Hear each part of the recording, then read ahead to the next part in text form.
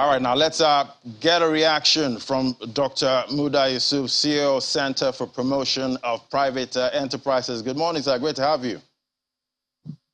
Good morning, Ladi. Yeah, so debt to GDP ratio under the review period is at 22.5%. Is it time to worry? Of course, it's time to worry. Because when we have these conversations, it's not so much about the debt to GDP ratio. Because you don't pay debt, you don't service debt with GDP. You service debt with revenue. And I think we must acknowledge that when we apply the debt to revenue ratio, the debt profile is clearly not sustainable. I mean, as at November last year, according to the Honorable Minister, debt service to revenue was 76%. You know, and maybe by the end of the year, it had even deteriorated further. And the amount of money, the actual debt service, was 4.2 trillion. How much did we spend on capital? Even though the DMO is giving us a slightly different figure of about 3 trillion. But when you look at the size of resources that we are committing to debt service, it's really worrisome. Now the fiscal deficit is already about 6.4 trillion in the 2022 budget. Now the president has transmitted a supplementary budget or supplementary proposal of 2.55 trillion. By the time you add that to 6.4 trillion, you are getting close to 9 trillion in deficit. So that means we will need to borrow more. It has become a vicious circle. And this is a very worrisome situation because the total revenue outlay in the budget is 10.7 trillion. So when you already have a deficit of almost 10 trillion, and it's likely to go up harder, you know, it's likely to go up higher because now oil price is over $100. That means the amount of budget we need for the subsidy is even going to exceed the 3 trillion. So at the end of the day, by the time you service debt and you pay subsidy, you have practically exhausted the entire revenue. So how are we going to sustain the system? Are we now going to be borrowing for overhead, for personnel, and for capital budget?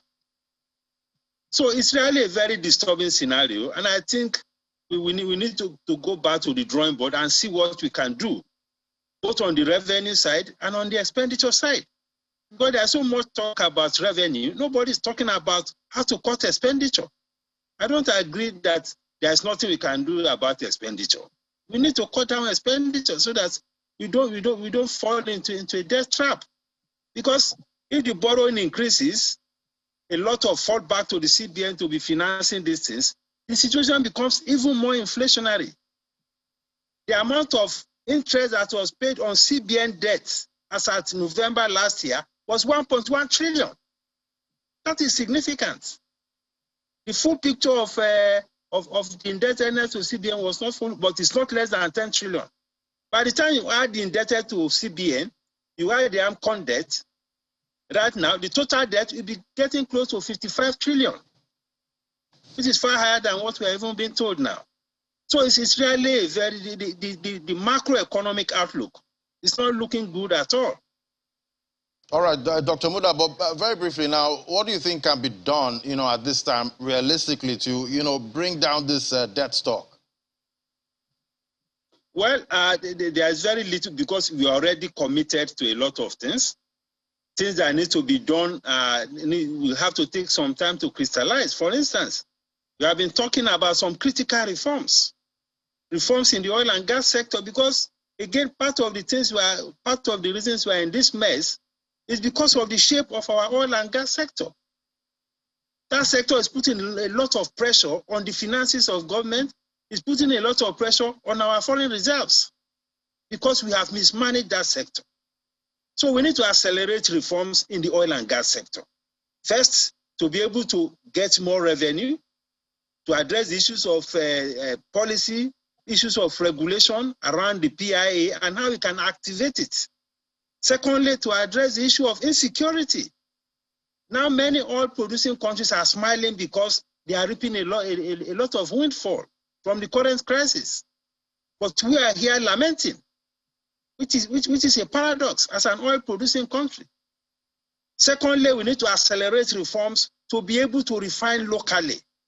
The pressure of importation of petroleum products on our finances, on our foreign exchange is too much, it's excessive. So we need reforms to also make that happen.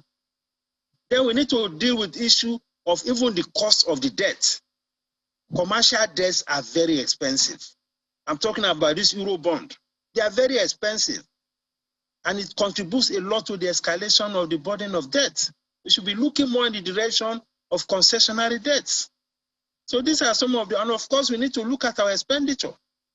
Cost of governance. I mean, we are not even addressing that. Because if we continue this way, the macroeconomic situation will continue to get worse. The inflation situation will continue to get worse. The exchange rate depreciation will continue to get worse. Because when you struggle to finance this kind of growing deficits, it creates a lot of dislocations in the macroeconomic environment. All right, Dr. Those are Muda. some of the things that we need to do. Okay.